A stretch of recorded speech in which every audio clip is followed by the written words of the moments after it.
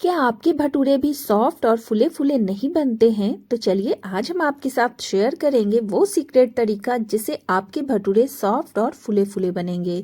तो चलिए रेसिपी शुरू करते हैं। सॉफ्ट और फुले फुले भटूरे बनाने के लिए सबसे पहले यहाँ मैंने लिया है हाफ कटोरी सूजी, जिसे कि रवा भी बोलते हैं। तो मैंने यहाँ बारीक वाला सूजी का इस्तेमाल किया है। यदि आपके पास मोटा सूजी है ना, तो उसे आप एक बार ग्राइंड करके यूज कर सकते हैं। इसमें अब हम डालेंगे हाफ कटोरी पानी, मतलब कि इसमें पूरा पानी भरकर डाल दीजिए और इसे 10 मिनट के लिए ढक कर रखिए, जिससे ये सॉफ्ट हो जाएगा। जब तक हम क्या करेंगे, भटूरे के लिए आटा लगाएंगे। तो इसके लिए मैंने 2 कप मैदा का इस्तेमाल किया है और यहाँ मैंने मैदा को छान कर लिया है। तो जब भी आप मैदा का यूज करें तो छान कर ही यूज कीजिएगा।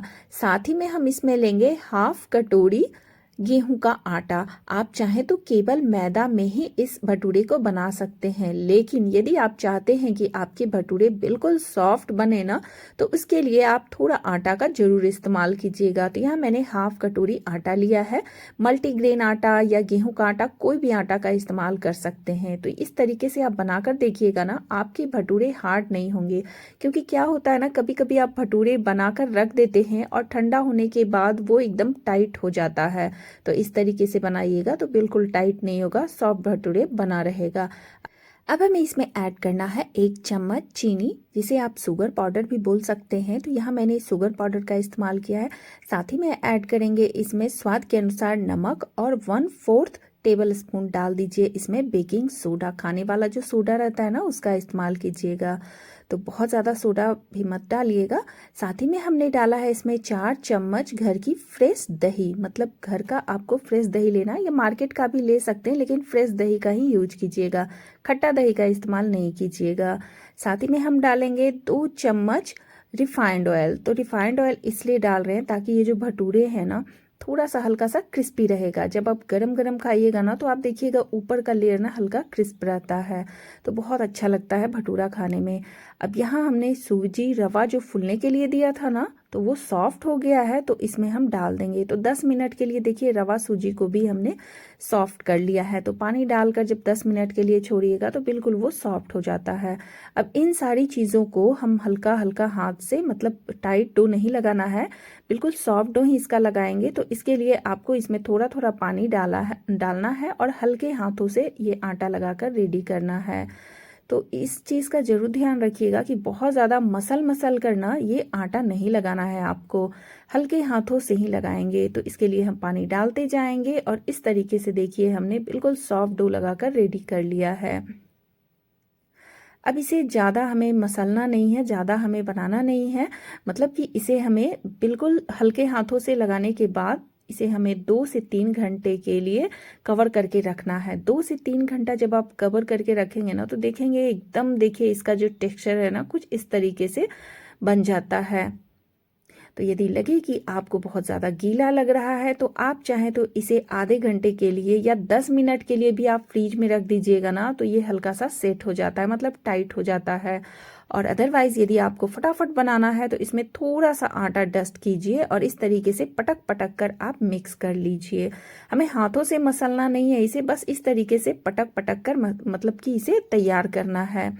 तो 4 से 5 बार इसे पटक पटक कर इस तरीके से रेडी कर लीजिए। उसके बाद हम क्या करेंगे, तो यहाँ देखिए मैं आपको दिखाने के लिए इसमें आटा डस्ट कर रही हूँ कि हल्का थोड़ा सा यदि आपको गीला लगे ना, तो इसमें आटा डस्ट कर सकते हैं या फिर 10 मिनट के लिए आप फ्रिज में इसे डाल सकते हैं।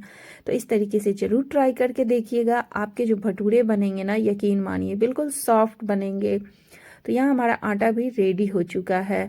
अब हम इसकी लोई बनाएंगे।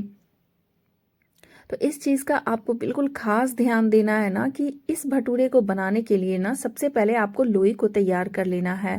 तो इस तरीके से आपको जितना बड़ा साइज भटूरे का रखना है उसके अकॉर्डिंग आप लोई बना लीजिए। और लोई जब भी बनाइएगा ना, तो इस तरीके से बनाइएगा। तो क्या होगा, इसके अंदर मतलब सेंटर में जब होल रहेगा ना, तो आपके भटूरे बिल्कुल फुले फुले बनेंगे और अंदर से भी सॉफ्ट रहेंगे। तो देखिए बस आपको लोई को इस तरीके से करना है और फिर इसे क्लोज करते हुए रोल कर दे, मतलब गोल कर देना है। तो कुछ इस तरीके से हम इसे बनाकर रेडी कर लेंगे। और भटूरे जब भी आप फ्राई करें ना तो उसमें तेल ज़्यादा ही रखें, क्योंकि जब तेल ज़्यादा रहेगा तो भी भटूरे अच्छे से फूलते हैं, और यदि कम तेल रहेगा ना तो भटूरे अच्छे से नहीं फूलेंगे। तो इन सारी चीज़ों को आपको ज़रूर ध्यान में देना है। तो यहाँ देखिए हमने सारे लोई को इस तरीके से बनाकर रेडी कर लिया है। अब इसे हम क्या करेंगे, कवर करके 5 से 10 मिनट के लिए रखेंगे। तो यहाँ मैंने एक कॉटन कपड़ा लिया जिसे गीला कर लिया और इसे कवर करके 5 से 10 मिनट बस इसे रखना है। इससे आपके भटूरे मतलब ये जो लोई है ना वो थोड़ा सॉफ्ट हो जाएगा, ड्राई नहीं होगा। और फिर देखिए इसे आप बेल करके इस तरीके से तलिएगा तो भटूरे बिल्कुल फूले फूले बनेंगे और सॉफ्ट लगेंगे। तो यहाँ 5 से 10 मिनट हो चुका है। अब हम इसे बेलेंगे। बेलने के लिए भी देखिए एक तरीका होता है। मैंने यहाँ इसमें देखिए थोड़ा सा ऑयल लगा लिया है और इस तरीके से हाथों से प्रेस करते हुए इसे बेलेंगे, क्योंकि जो मार्केट में मिलता है ना भटूरे वो तो ऐसे ही बेला नहीं जाता है, हाथों से ही वो लोग करके देते हैं। तो वो लोग तो एक्सपर्ट होते हैं ना, लेकिन हम लोग जब घर में बनाते हैं ना तो बेल कर ही बनाते हैं। तो बस इसको आपको एक ही डायरेक्शन में बेलते जाना है। तो नीचे की ओर खींचिए और ऊपर की ओर खींचिए। तो आप चाहें तो इसका जो आकार है वो गोल रख सकते हैं या फिर इस तरीके से लंबे में भी रख सकते हैं, मतलब कि ओवल शेप में भी रख सकते हैं।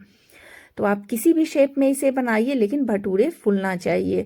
तो इस तरीके से देखिए हमने बेल दिया है। इसको आपको लोई को घुमा घुमा कर नहीं बेलना है, नहीं तो फिर क्या होता है एक साइड से पतला हो जाएगा, एक साइड से मोटा हो जाएगा।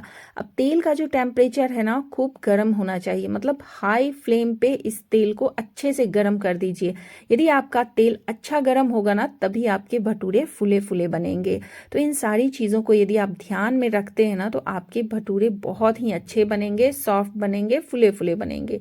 तो यहाँ देखिए यहाँ जो हमारा तेल का टेम्परेचर है ना बिल्कुल गर्म है, और हम हाई फ्लेम पे ही इस भटूरे को फ्राई करेंगे। तो बस एक साइड से जब ये फुल जाए तो दूसरी साइड हमें इस तरीके से पलट लेना है। और यकीन मानिए जब आप बना कर देखिएगा ना तो आपको खुद ही पता चलेगा कि ये कितना ज़्यादा सॉफ्ट और बढ़िया बना है। तो हमारे सारे भटूरे ना इसी तरीके से बनेंगे।